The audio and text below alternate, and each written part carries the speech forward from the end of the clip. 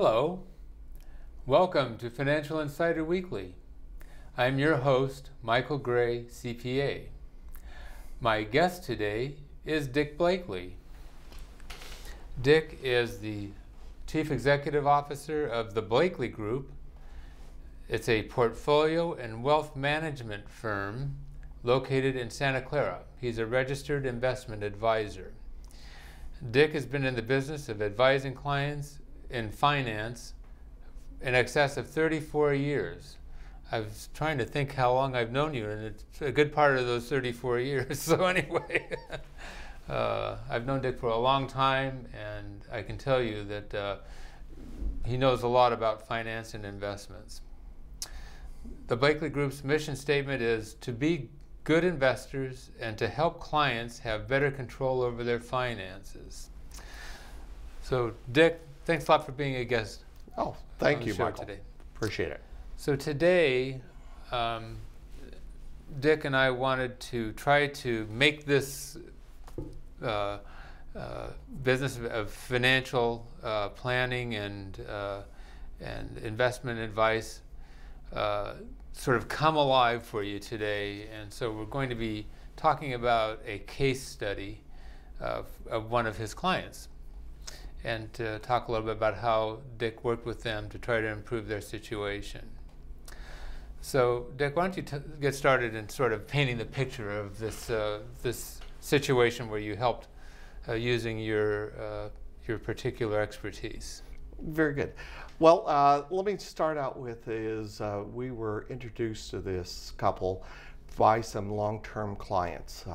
These were business peers of the people that they were introducing us to. The couple had retired. They were in a different state. And about 12 years ago, he came down with an illness that just is not going to get better. It really is a chronic illness. And he had continued to deteriorate to the point that he could no longer be in charge of his family financial situation. Was this like a form of dementia or something? Or? It included some dementia as well. Okay. And as you can imagine, the wife was very anxious because people were talking around her, over her, through her, and she did not feel that she had control. And quite frankly, he hadn't given up all the control to where she could run with the situation because he didn't feel comfortable there. And she had been a homemaker and he had been the businessman, and they had sold their business. Okay. So what were some of the problems that you were dealing with, and what was the methodology that you applied to address that family situation? Well, Michael, it's much like being a good CPA. You know, the first thing you have to do is listen. So first we had to listen to understand the family dynamics, the wishes. What did the family want? What was their goals? So in this case, we needed to find a way to help to where they could comfortably transfer the managing the family finances with great transparency for both of them, so that there would be an organized process, that there would be oversight, and there would be some kind of monitoring.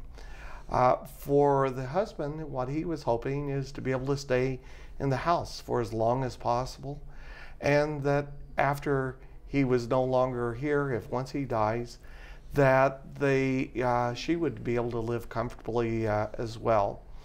And then finally is they wanted to maximize what they could leave to the children in the end.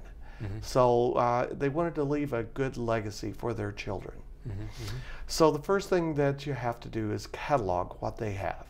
In this case, it's pretty traditional. You have to say, do they have a will? Do they have a trust? Do they have springing durable powers of attorney? Do they have good health powers? In this family's case, there was a number of properties, so we looked at the properties, but we also cataloged their collectibles as well. And they'd been collecting for over 30 years, so there was some appreciation that was here. What sort of things did they like to collect? Well, there was art. there was rugs, there was some jewelries.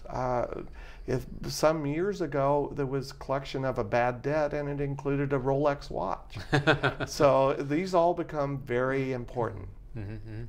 The next thing that we had to do was, as we were inventorying, we found out there was a loan to a family member that was fairly substantial.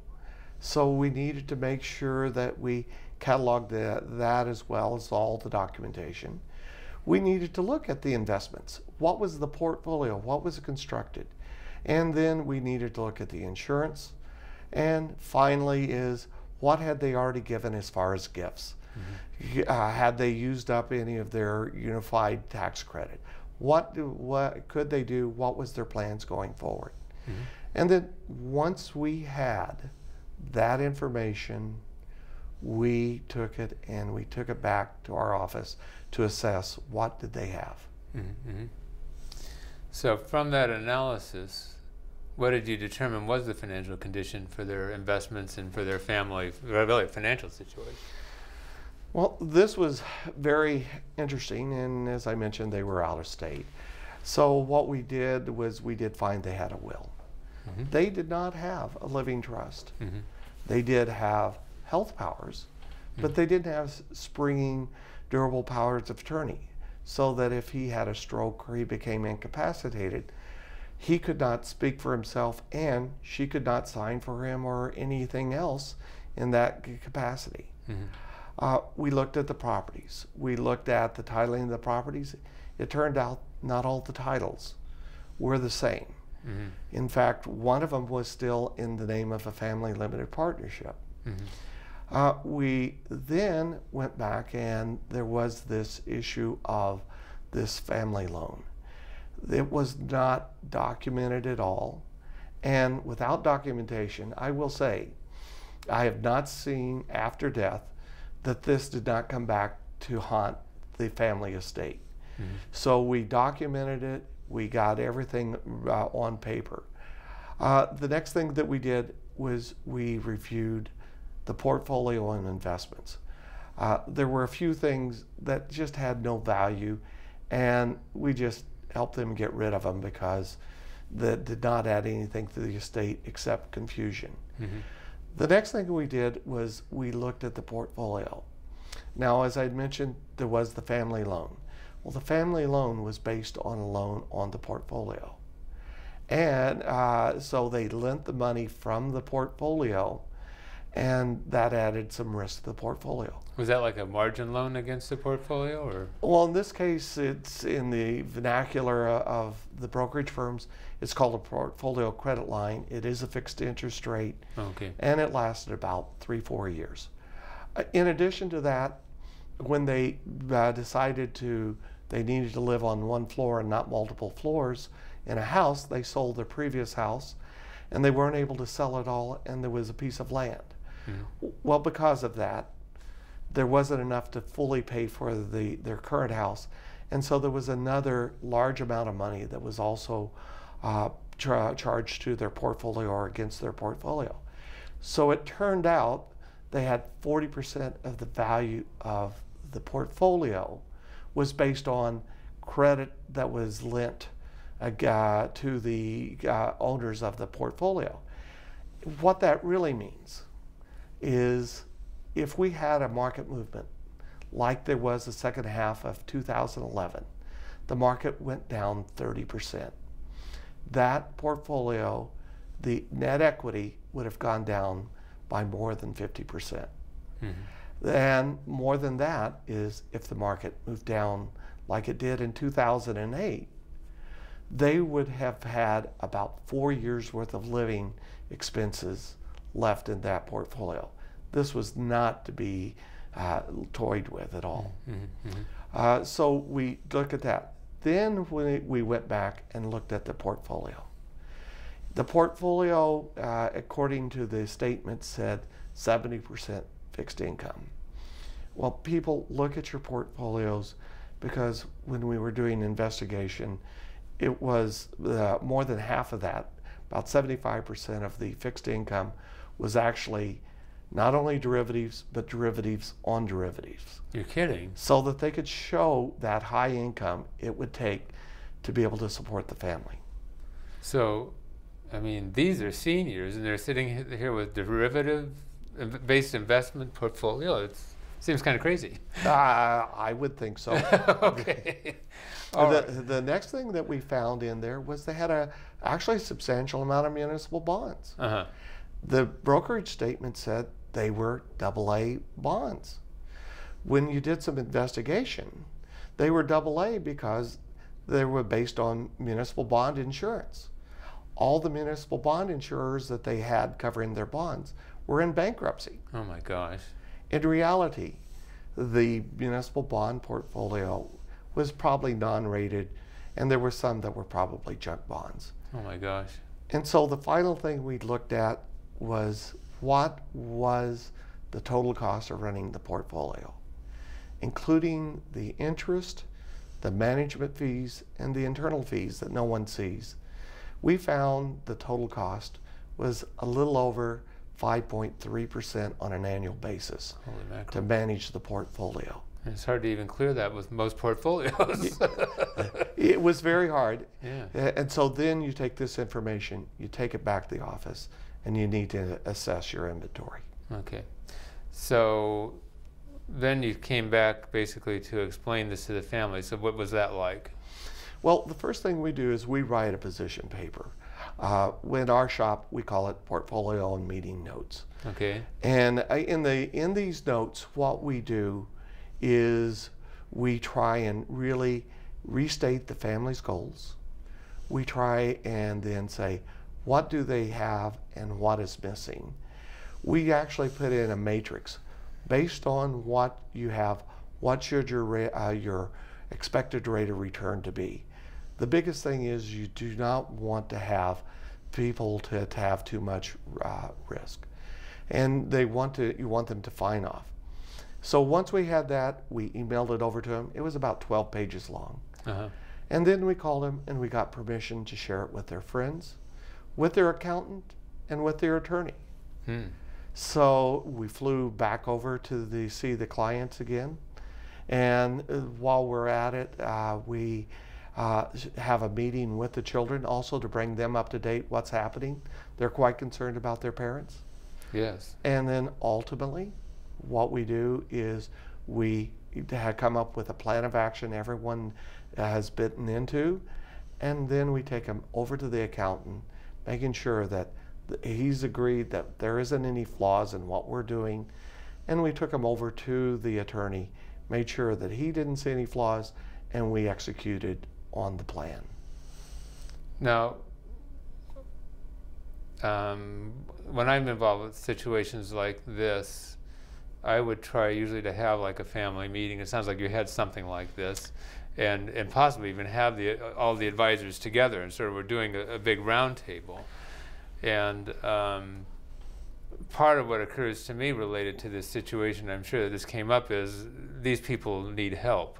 I mean, they need somebody sort of there really as a manager related to their situation and so forth.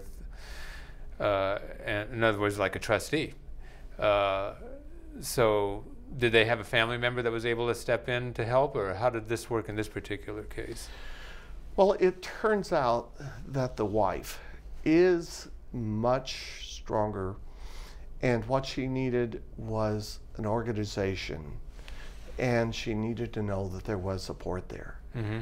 As the process went on, she gained tremendous amount of confidence.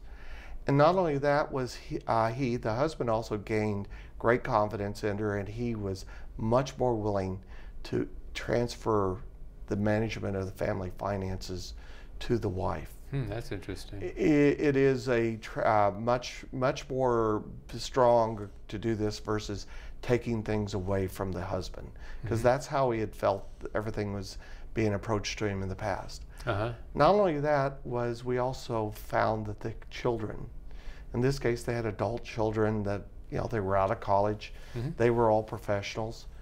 We found that they were willing to step up and help mom and dad much more than what they had been before. That's good news.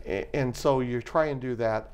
We also found that the accountant were able to round up, and he stepped up and really gave a tremendous amount of support to the wife, and so did the attorney. It took a little bit of effort on the attorney, but he understood that they needed some real help. Oh, yeah. By the way, what was the age of these people?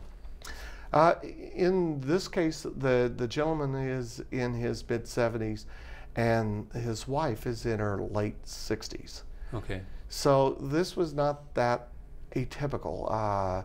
He had retired about 12 years before he found out that he had his illness. And then since then, it quickly deteriorated from there. Okay. So what has your firm done to address some specific needs and goals for this particular family? Well, what we did, we made sure that there was an organized process with oversight and monitoring. We made sure that we reduced the risks so that the husband would know that he had the ability to stay in the house or in some facility and not use all the capital. We also ran numbers of simulations as to what would happen if he stayed in the house, what happened when he would need to go, because now we have a house plus a long-term care facility. Could their capital support it? Yeah. We also made sure that for the children, the couple things, that the loan was rewritten. That actually saved about 2% in expenses for the child that had the loan. Plus we extended it from 3 years to pay back the loan to 7 years on top of it. So we improved that position. And by having a trust, we actually probably reduced the odds of having big disagreements towards the end. And finally, the thing that most people don't think about is we built a team for them. That they had the team, all the team members were there, they just weren't organized. So what we did was we helped them build the team with the people they already have to meet their needs.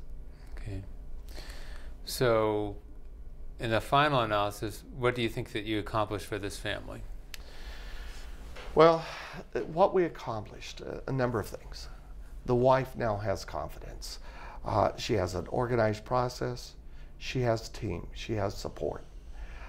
For the husband, we gave him the ability to where he could be comfortable in living in his the best he can in his situation. For both of them, we made them extremely happy because they now realize that they will be able to leave a legacy to their children, and that there will not be, or there's much less opportunity for fighting once they do die. And finally, what do we give them? In reality, is a lot of peace of mind that their wishes and what they had accomplished over the years will be met, and that they can pass it on to their children and grandchildren. Okay, that's great.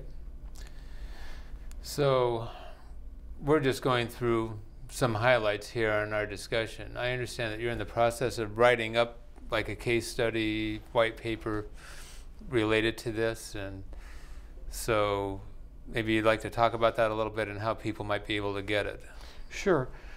Anyone that would like to have a copy, look on our website, and they can email us and ask for it, or they can give us a call.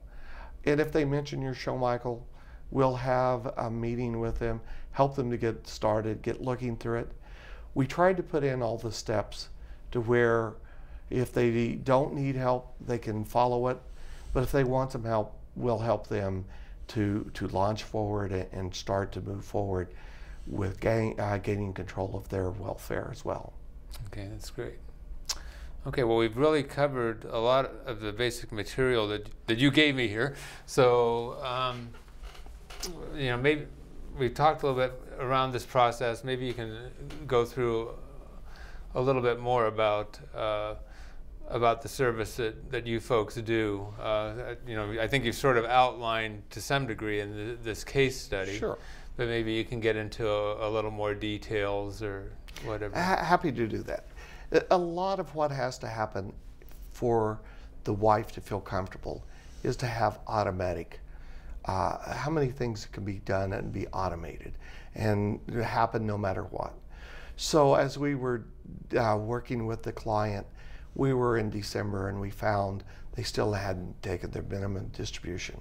That can be automated. Yeah. With the gifting, they have a number of grandchildren. So we have 529 plans that we had set up for education. We actually helped them calculate about how much money it will take for them to go and how much money they thought they would like to set aside for their grandchildren's education. So when you set up the 529 plans, we actually set up an automatic pay system to send money to the 529 plans for their birthdays. We also set it up to where automatically to send money to the 529s for their holiday gifts as well. So we made those happen. The biggest thing that we did was we also accounted for those gifts, because can I give money? And if I do give money, does that mean I'm not going to be able to support myself? Right. So that was part of our scenarios that we ran. We looked at also the big things, which was the insurance policies. We found out that the husband owned the insurance policy of the wife, and she was the beneficiary. We found out she was the owner of his policy, and she was the beneficiary. So one of the things we did to see that the children would get money, once we ran the analysis, they did not need the money. We gave the insurance policies to the children. By doing that, no matter what happens to the estate taxes, we've now moved it out of the estate. And should there be estate taxes next year or any following years, that money from the insurance policies will not be calculated. And then the other thing we found was those collectibles. We found that they did have a very good property casualty homeowners policy. They had done the right thing with an umbrella policy, but they had never reappraised the collectibles, and they were listed on the rider on the homeowners policy. So we updated the homeowners policy. So there's a lot of little things to think about related to this. And part of what I'm thinking about is you mentioned this automation stuff, and I know a lot of people know this, but especially these days because of the internet and so forth, and computerized systems, you know, that weren't there not so long ago. But now you can do things like automate your gas bill, your a lot of your monthly expenses, to just make sure that they don't fall by the wayside and get forgotten. So all these things can be pre-scheduled, and you just have to make sure that there'll be funds there, and that's, you know, part of the monitoring process. That is very true, and we're very lucky and privileged in our offices. We have one of the gentlemen on the team that is very good at explaining everything. The best project he ever had was, we had a lady who's now in her 80s, but in her 70s had bought her first computer. She called us. It was still in the box, and I had got her from plugging it into the wall to hooking up the accessories and logging on for the first time. So if you do need support, is also have that additional team support to where you can be successful in living your long-term goals. Yeah, and so a lot of these, you don't even really have to have computer skills. There are people that are available in the call centers for these various companies that will help you out. And it's really kind of amazing, you know, even the thing about bill payment, you know, online and so forth. So, and again, being able to automate that. So anyway, that's great. Okay, Dick, we've probably got about 2.5, 3 minutes left. Maybe you have some final words of wisdom that you'd like to share to people, you know, related to this, and why they maybe want to use a company like yours. Well, the biggest thing that I would tell everyone is build a team. Have your team that's there to support you. Talk with your accountant, talk with your attorney, and get them to talking with you. You want someone like ourselves, or that's going to be there because we are there and have to act on a fiduciary basis. We can't just sell product. So that's part of what that is. But even if you're using someone that does sell product, what you're after is someone that's looking out for your best interest and will help you build a real plan. We accumulate money over lots of years, and sometimes they don't make sense when we look at them in total. So I would say build a plan based on your total outlook and what you totally own. Okay. So folks, we hope that we've given you some food for thought. You can see the value, I hope, of working with a financial planner, a registered investment advisor. As Dick pointed out, these people actually have fiduciary obligations. Their first duty is to the client. And so they're there to help you. It's not just a matter of they're there just to get a fee. And so take advantage of what these people have to offer. That's what we've tried to illustrate for you today. And so we hope that, that you've taken some value for this, and you can see the value of what these people are doing. And with that, we'll see you next time on Financial Insider Weekly.